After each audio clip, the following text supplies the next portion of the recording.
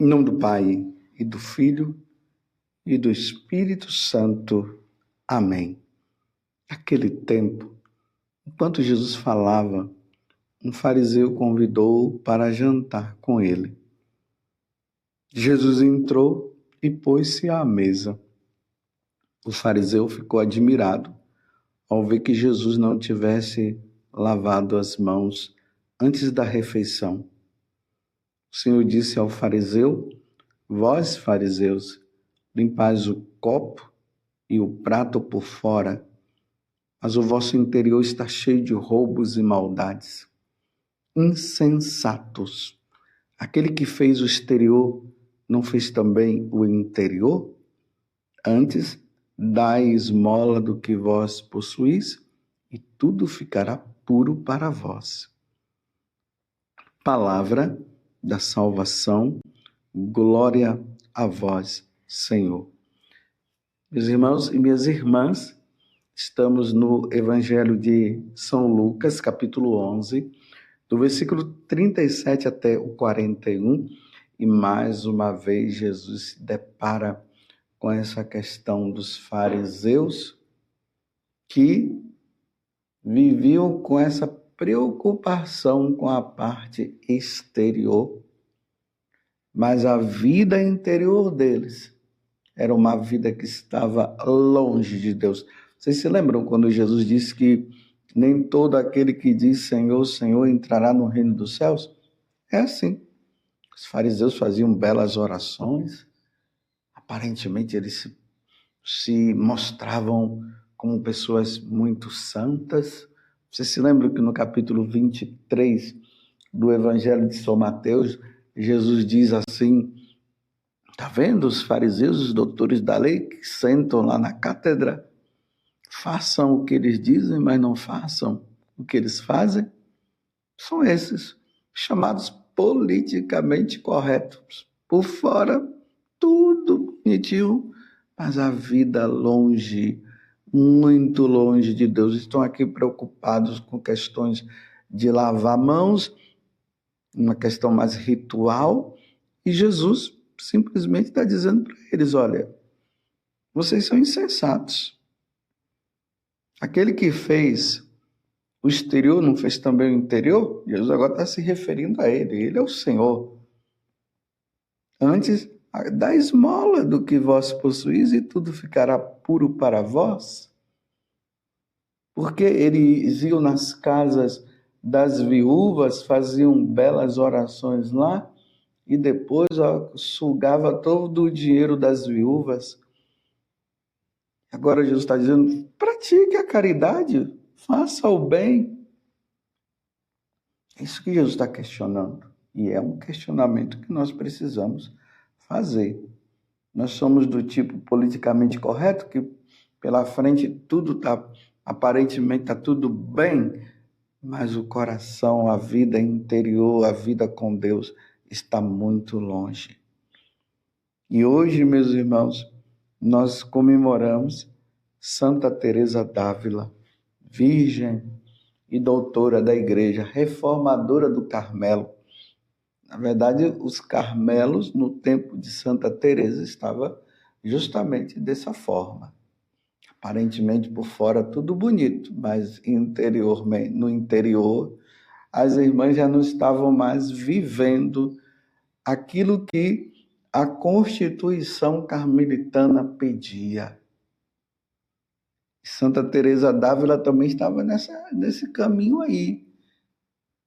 Até que ela começou a passar por todo um processo de conversão, de mudança de vida, principalmente quando ela teve uma experiência profunda com Jesus, que estava flagelado, aquela imagem de Jesus flagelado. E ali ela percebeu que ela estava flagelando nosso Senhor Jesus Cristo. Ela chorou e mudou de vida. E ela teve também uma experiência sobre o inferno. E muitos anos depois ela conta que aquela experiência marcou ela profundamente, ao ponto de quando ela lembrava, parecia que tinha sido naquele momento que ela tinha vivido aquela experiência. E aí ela mudou de vida. Mas quem é Santa Teresa d'Ávila? Aqui eu quero abrir um parêntese e me perdoe eu falar, mas é porque é importante para a nossa espiritualidade. O ano que vem, ano de 2025, no mês de março, eu e Vanúzia faremos uma peregrinação para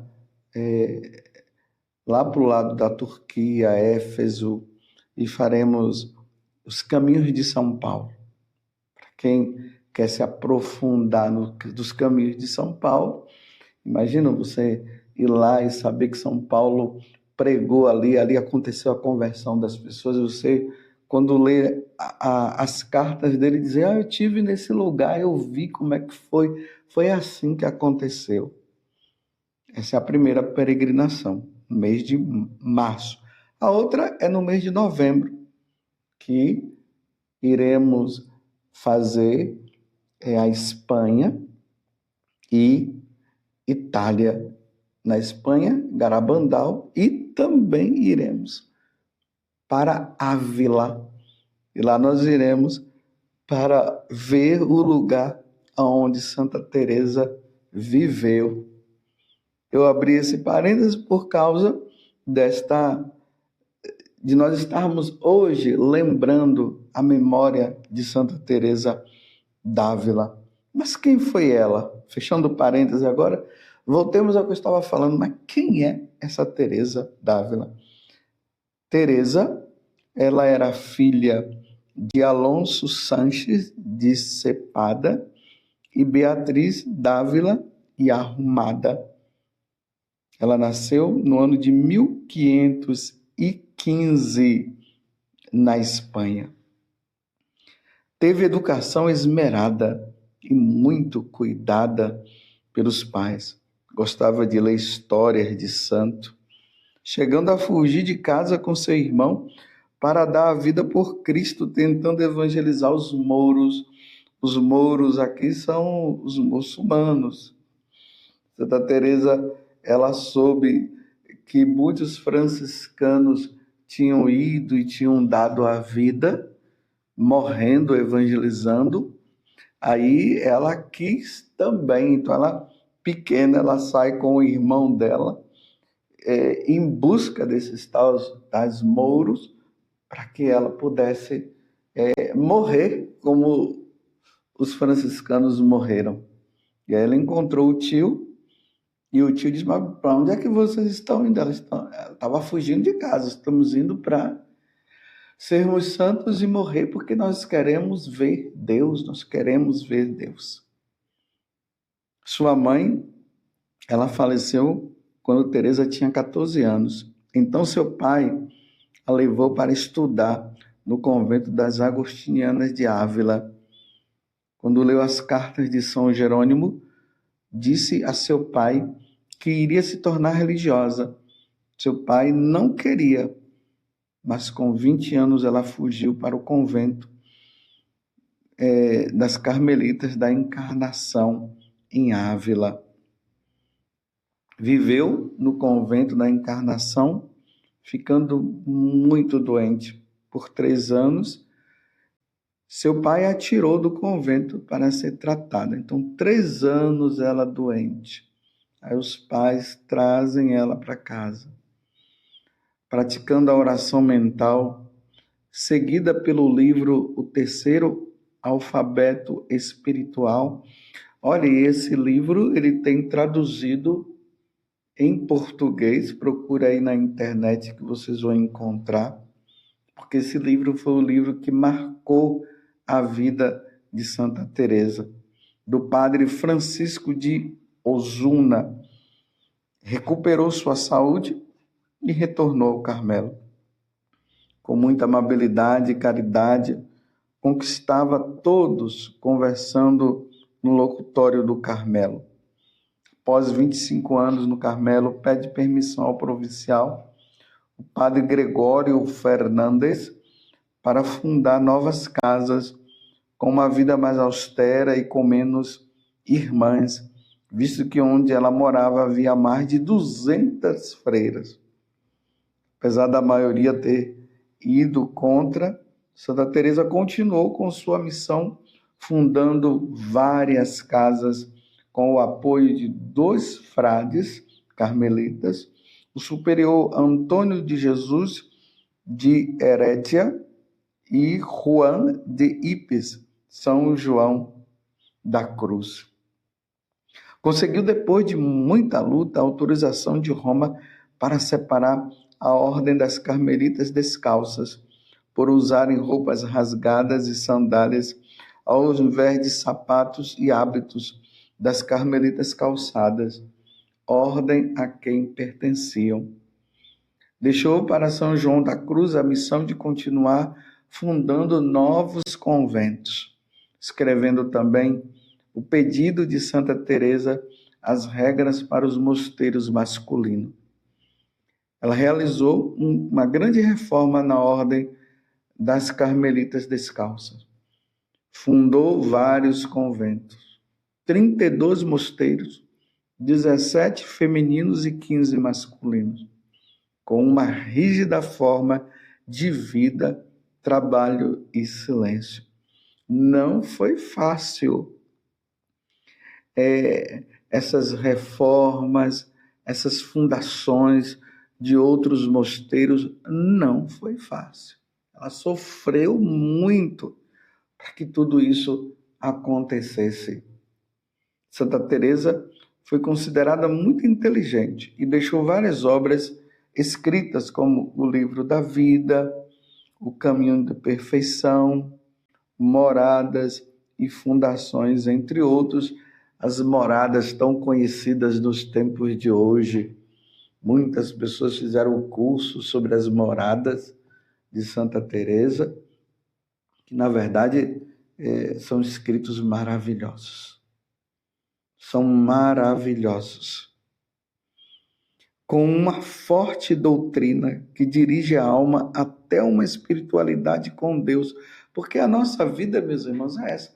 Nós precisamos passar por experiência e saber que Deus está no centro da nossa vida, que Jesus é o Senhor da nossa alma, de todo o nosso ser, e que as coisas deste mundo passam. Então, Santa Teresa, com esses livros, ela vai nos levando a essa intimidade grandiosa, nos levando a entender que nós precisamos renunciar às coisas dessa terra e saber que o nosso centro é Deus. Com base na espiritualidade das carmelitas, que são os 4 degraus do coração, o recolhimento, olha, o que é preciso para que nós levemos realmente uma vida santa, o recolhimento, a quietação ou a quietude, a união e o arrebatamento. Santa Teresa vai falando, ensinando a nós sobre essas questões das distrações, que nós precisamos, para rezar bem, nós precisamos encontrar um lugar que tenha muito silêncio. E aí nós vamos meditando, e ela ensinava que a meditação principal que nós deveríamos fazer da paixão de nosso Senhor Jesus Cristo. E já não era novidade, porque os santos sempre viveram isso. Quando nós vamos meditando a paixão do Senhor, nós vamos nos encontrando com Ele, nós vamos nos unindo a Ele, porque nós vamos vendo os nossos sofrimentos de cada dia. Um anjo, em uma das experiências profundas que Santa Teresa teve, um anjo transpassou seu coração com uma seta de fogo. Fato este que é comemorado pelo Carmelo com a festa da transverberação do coração de Santa Teresa no dia 27 de agosto.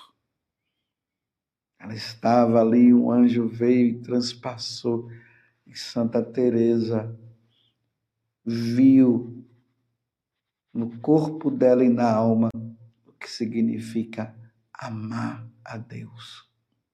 O amor a Deus. Que experiência! Ela tinha o dom de predizer o futuro e de ler as consciências das pessoas. 8 anos antes de morrer, foi-lhe revelado a hora de sua morte, aumentando mais ainda o seu amor a Deus e às orações. Imagina, meus irmãos, Jesus mostrando para essa mulher: você vai morrer tal dia. Que preparação que ela não deve ter feito. E como nós não sabemos, meus irmãos, vamos nos preparar mais ainda, não é verdade? Nos preparemos mais ainda, porque pode ser hoje, como pode ser amanhã, como pode ser daqui a 10 anos, nós não sabemos, então vamos nos preparar. Santa Teresa, ela morreu no dia 4 de outubro de 1582, com 67 anos de idade. Depois de uma viagem para encontrar com a duquesa Maria Henriques, ficou por 3 dias de cama, pois estava bem debilitada, e disse à beata Ana de São Bartolomeu: olha o que foi que ela disse para a beata, meus irmãos.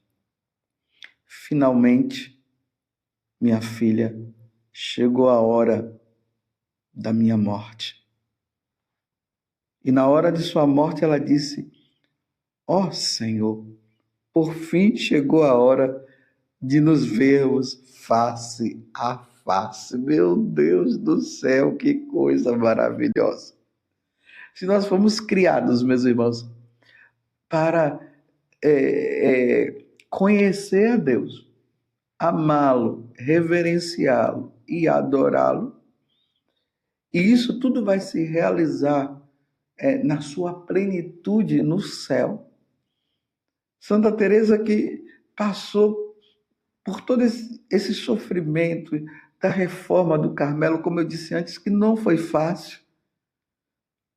Quando chegou o momento de ela ir ao encontro do Senhor, ela diz: ó Senhor, por fim chegou a hora de nos vermos face a face. Meu Deus do céu! Eu espero, meus irmãos, que eu esteja bem preparado no dia da minha morte, para que eu possa ir ao encontro do Senhor sem nenhum problema de consciência. Porque para Santa Teresa falar isso é porque ela não tinha problema de consciência, você está entendendo? Imagine, Deus me livre, eu estar em estado de pecado mortal. Aí vai-se com problema de consciência, sem o arrependimento, saber que vai se encontrar com o Senhor para receber a sentença final e a sentença ide para o fogo eterno? Jamais. Mas Santa Teresa, na vida de santidade que ela viveu, olha como é que ela diz. Vou repetir de novo: ó Senhor, por fim chegou a hora de nos vermos face a face. Estão vendo como é que os santos morrem? Nós deveremos morrer dessa forma, meus irmãos, aspirando por esse desejo de contemplar a Deus, de viver com Ele eternamente no céu. Mais uma vez eu digo, sem problema de consciência. Ela foi sepultada em Alba de Tormes, onde estão suas relíquias. Depois de sua morte, e até os dias de hoje, seu corpo exala um perfume de rosas e se conserva intacto, incorruptível. Seu coração, conservado em um relicário, em Alba, na igreja das Carmelitas, tem uma profunda ferida de quando foi marcado pelo anjo. Se lembram daquele momento em que ela estava lá rezando e um anjo veio e perfurou o coração dela? Santa Teresa foi canonizada no dia 27 de setembro de 1970 pelo Papa Paulo VI, que ele conferiu o título de doutora da Igreja, e sua festa é comemorada no dia 15 de outubro. Nada te perturbe, dizia ela, nada te amedronte. Tudo passa, a paciência tudo alcança. A quem tem Deus, nada falta, só Deus basta. Que Santa Teresa d'Ávila nos conceda a graça da verdadeira santidade. Que realmente, meus irmãos, nada nesta vida nos perturbe. São Paulo já dizia isso na carta aos Filipenses: não vos inquieteis com nada. Quem tem Deus tem tudo. Olha, e quando ela diz que quem tem Deus tem tudo, não é uma questão de materiais, coisas materiais. É que Deus já é tudo. Então, quem tem Deus tem tudo, porque Deus é tudo. Você está entendendo? Nós não precisamos mais de nada quando nós reconhecemos verdadeiramente que Deus é o Senhor. Louvado seja nosso Senhor Jesus Cristo, para sempre seja louvado, e a sua mãe Maria Santíssima. Deus, pelo vosso Espírito, suscitar-te Santa Teresa para indicar à Igreja um novo caminho na busca da perfeição. Concedei-nos encontrar sempre